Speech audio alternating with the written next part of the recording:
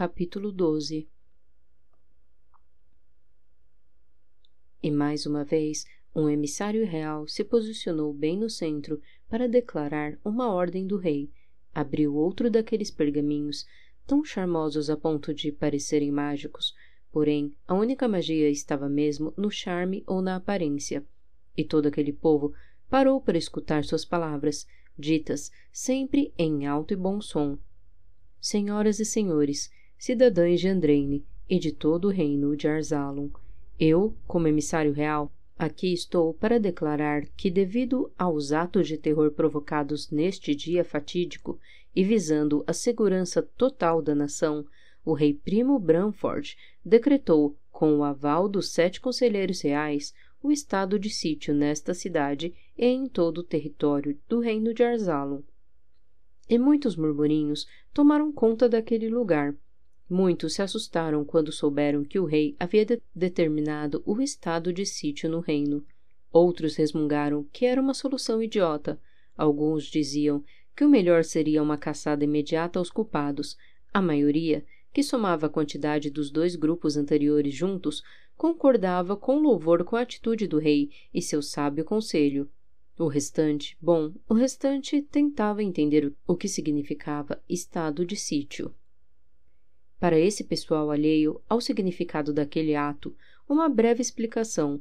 Quando o rei determina estado de sítio, em um reino, significará que nenhum cidadão de qualquer raça inteligente poderá entrar ou sair pelos portões de alguma cidade dentro dos limites do território real, sem dar maiores explicações sobre seus passos. Também haverá restrição de horário para as pessoas permanecerem nas ruas, limitado pelo toque de recolher. Quem for encontrado nas ruas 1 hora após o primeiro toque de recolher deve ser levado para passar uma noite nas celas reais, fato que aconteceria após o interrogatório por tempo indeterminado. Os soldados também irão vasculhar todas as casas em tempo indeterminado, proibidos, porém, de saquearem mesmo o menor dos bens, ameaçarem qualquer cidadão sem motivo justo, revirarem móveis ou cometerem abusos de autoridade, ao menos em teoria, e aos cidadãos caberia não atrapalhar nem questionar o serviço dos soldados, nem lhes esconder nada que fosse pedido pela autoridade responsável. As portas e portões de entrada de todas as cidades serão reforçados, como serão necessárias autorizações especiais concedidas apenas por representantes reais para uma pessoa sair de sua cidade atual, independentemente de se tratar de um morador nativo ou estrangeiro. Também serão pagas pequenas recompensas aos que fornecerem informações importantes, e recompensas mais altas para quem denunciar os esconderijos dos principais líderes inimigos. Outro artifício interessante do estado de sítio era a diminuição da pena e até mesmo quase o perdão, dependendo dos crimes cometidos, dos indivíduos pertencentes a organizações criminosas, em troca de informações verdadeiras para se chegar aos grandes culpados. Essa medida era, portanto, assumida apenas quando necessário um cerco a uma determinada ameaça, exatamente como aquela que acontecia. Esse estado também foi determinado na época da sangrenta caçada de bruxas. Primo não era rei naquele momento, mas sim o Conselheiro Vermelho, e tomou para si a liderança do combate quando o último dos Ricelli, a antiga família real, morreu deixando o trono sem herdeiros, e fora, após seu êxito como líder neste momento, e por assumir tão vitoriosamente as rédeas de uma nação em pleno caos, que tanto nobres como plebeus e conselheiros escolheram-no como o novo rei, no fogo da guerra. Agora, novamente, isso era cogitado, o que era um terrível sinal. Parecia um retrocesso, quando o ideal seria sempre avançar. O desejo era que tudo fosse resolvido rápido, que cercados, os homens fossem logo capturados e tudo terminasse bem. A última coisa que Primo e alguns conselheiros desejavam era uma guerrilha urbana, para gerar ainda mais medo, violência, heróis e vilões desnecessários. Para que todas essas informações fossem enviadas e para que a ordem se instalasse no reino toda de uma única vez, diversos pombos-correios trabalhavam incessantemente, pois suas competências dependia a segurança do reino. Em estados de emergência como aquele, pelo menos 5 pombos-correios eram enviados a um mesmo local, para garantir que, se mesmo 4 morressem no caminho, ao menos um chegaria com a mensagem ao destino. Claro que também existia a possibilidade mínima de morrerem os 5 pombos no caminho, mas era um risco a ser corrido, já que não haveria como enviar todos os pombos do mundo para todas as cidades de Arzalon. E dentro do grande passo, Rei Primo imaginava como suas decisões dificultariam ou não a busca em que o caçula Aexel havia se metido atrás do irmão. Esperava que tudo desse certo o mais rápido possível, exatamente como o cerco aos assassinos que ousaram levar o caos ao reino, onde houve muita batalha para se livrar da pior ameaça, bruxas. Era só uma questão de tempo para que tudo voltasse a se encaixar. Fariam um sítio, trancafiariam os culpados e reconstituiriam o que fora destruído. Esperava com fé no Criador que assim fosse. Contudo, mal sabia o rei o que o Criador lhe reservava. Capítulo 13. Apesar de achar que conseguiria, ele teve de parar. Aexel estava sentado próximo do corcel Boris, bebendo em uma garrafa de água e comendo um pão diminuto. Achava que conseguiria ir muito mais sem precisar parar e perder tempo, mas foi descobrir na prática e na marra que não apenas os montadores, mas também as montarias precisavam parar de vez em quando e se alimentar para prosseguir.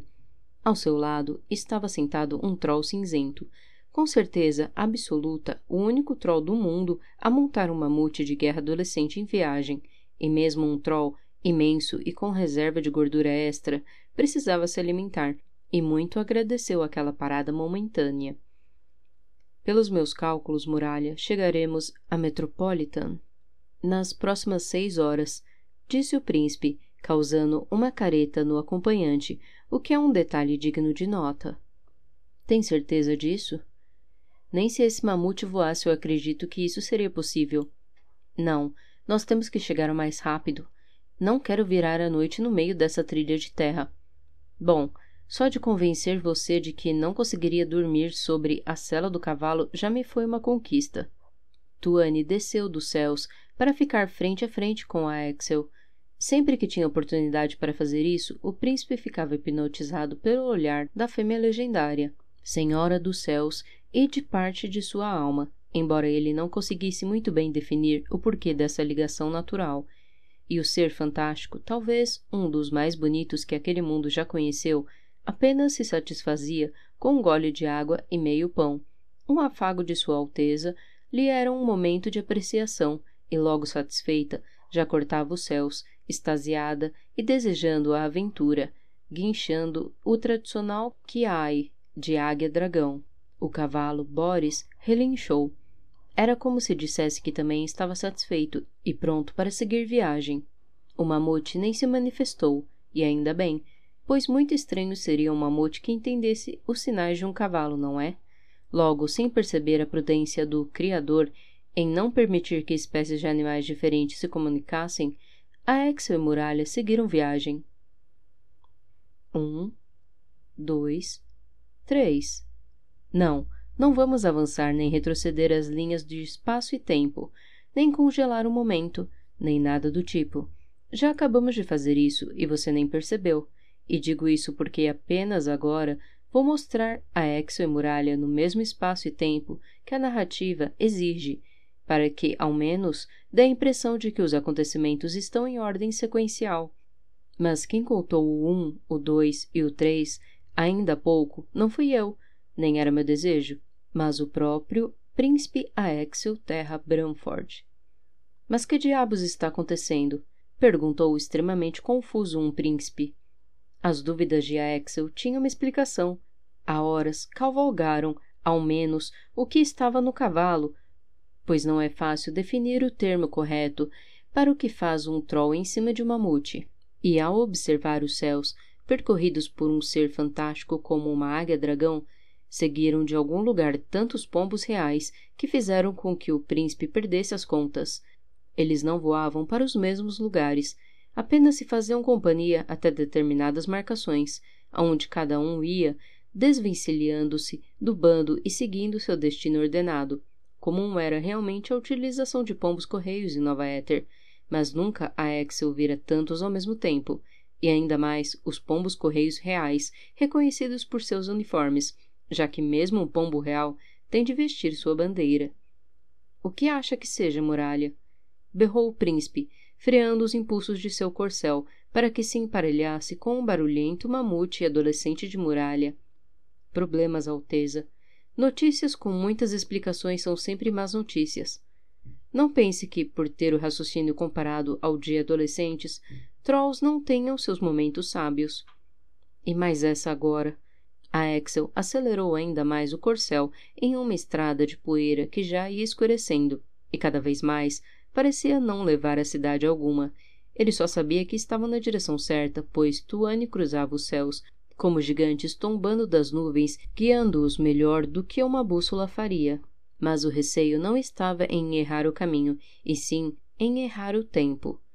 E por falar em Tuane, do alto de seu reino aéreo, ela tudo via, com uma perfeição que os humanos jamais alcançarão, mesmo em 1 milhão de anos de evolução, e ela já havia percebido aquele número enorme de pombos-correios muito antes de um humano e um troll o fazerem. E teria respondido a eles qual o motivo de tamanha urgência, mas isso era impossível. Afinal, espécies diferentes não conseguem se comunicar entre si, graças aos semideuses. Capítulo 14. Anoiteceu. Naquele dia ainda não haveria o toque de recolher, mas isso se deu apenas porque o povo se reuniu na Catedral da Sagrada Criação para celebrar missas em nome dos mortos no porto e do centro comercial e desejar uma boa passagem daquelas almas para Mantaquim, o reino das fadas. 8. Esse foi o número de repetições em um único dia que o jovem clérigo Cecil Tamassa fez de sua ladainha na Catedral da Sagrada Criação. Esse número foi para suprir o número imenso de fiéis que queriam pedir ao semideus criador e suas avatares que encaminhassem as boas almas de parentes falecidos para Mantaquim, intercedendo em seu julgamento cósmico e evitando que tomassem o caminho de Aramis, o temível reino das bruxas e morada das piores e sofridas almas. Cada sessão, um grupo distinto. As primeiras, pelo início da tarde, foram para as famílias nobres, com uma das sessões contando, inclusive, com o rei e a rainha.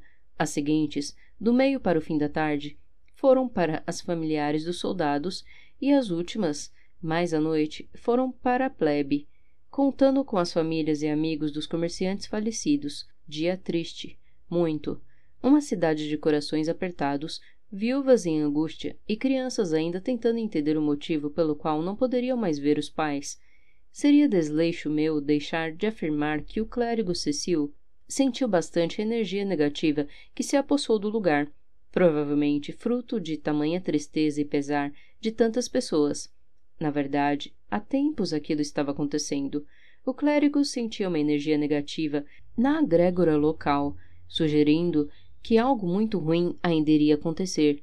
Acabava sempre trabalhando para que o ambiente ficasse puro ali dentro da catedral, sob sua responsabilidade.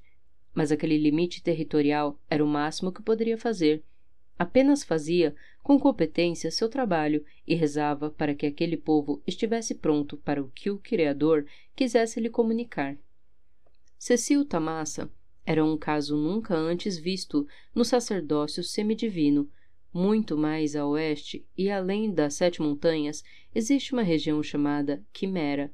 Esse local era, e ainda é, considerado o lugar de maior concentração energética semidivina do mundo, e digo mais, sua importância naquele mundo etéreo era tamanha que era considerado um estado próprio e autônomo, apesar de seu território estar concentrado dentro do reino de Cálice e não se interessar em ter sua própria legislação ou emissão de moeda.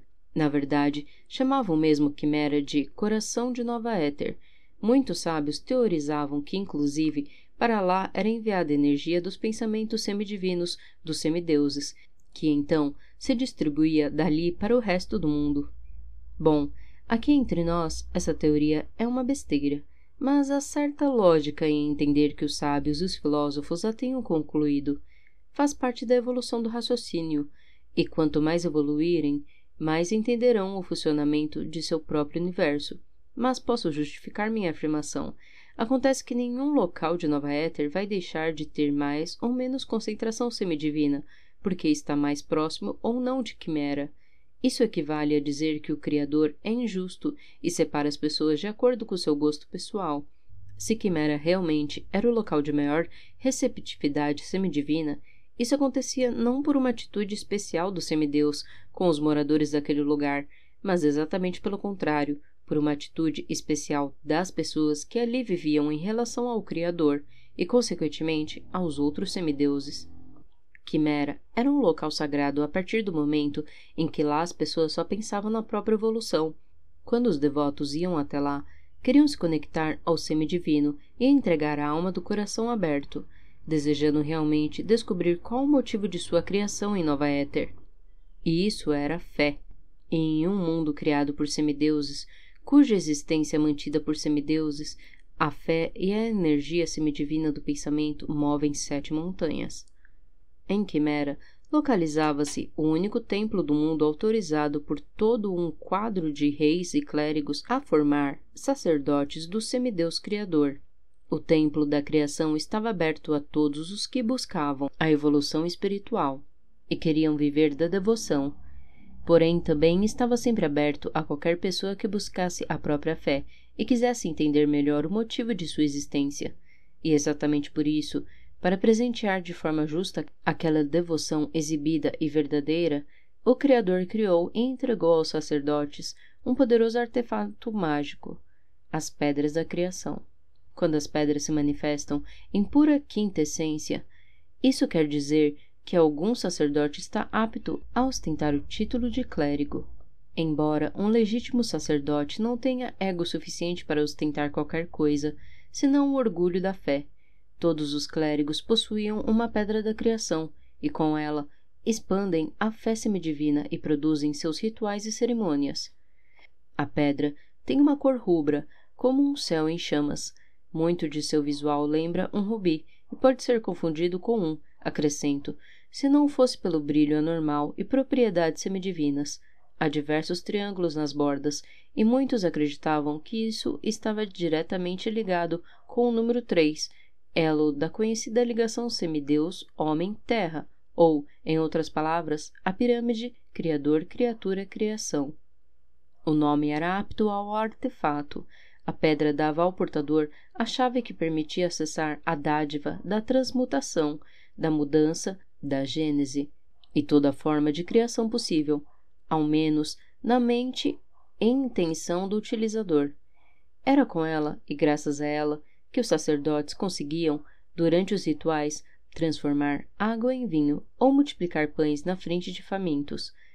Ela era a maior prova da existência de um Criador, olhando por seus fiéis, e por isso era tão importante e valiosa, porque ela fortalecia a fé. O Criador, entretanto, não iria entregar algo de tamanho valor sem exigir um preço. E não, antes que os venenosos se manifestem, nunca disse nem assinei nenhum termo que acusasse o Criador de negociante ou mercador.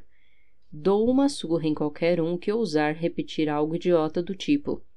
E espero que tenham escutado o que eu disse, com as orelhas limpas e enceradas. Ora, francamente, apenas acho e admito que não me expressei bem. Deixe-me tentar novamente. Para evitar tal artefato caindo em mãos erradas, sendo mal utilizado, o Criador definiu que as únicas pessoas capazes de utilizá-lo fossem aquelas que passassem por provações de fé. Acho que agora consegui me explicar melhor. Apenas os sacerdotes formados em Quimera, no Templo da Criação, eram capazes de utilizar tal artefato semidivino, carregadas em forma de um cordão que estava sempre aceso feito um vagalume escarlate. Os sacerdotes autorizados penduravam tais pedras no pescoço, coisa que poderia ser forjada por qualquer farsante, e a utilizavam quando necessário, coisa que farsante algum jamais poderia fazer. Não apenas isso bastava para que os poderes e os pedidos se manifestassem, contudo. Na verdade, também não bastava apenas fé. Não era porque um sacerdote perdia acidentalmente a casa para chamas, iniciadas por uma tocha derrubada por um vendaval, que poderia agarrar a pedra da criação e desejar a reconstrução em nome da fé. Nem mesmo teria direito se fosse para obter dinheiro para um pão.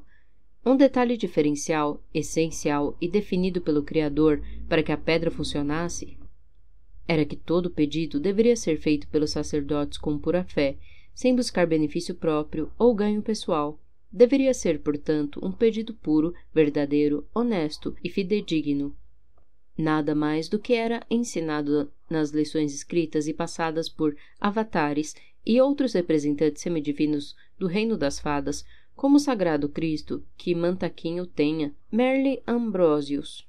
E como é difícil eliminar a mente quando não em proveito de si.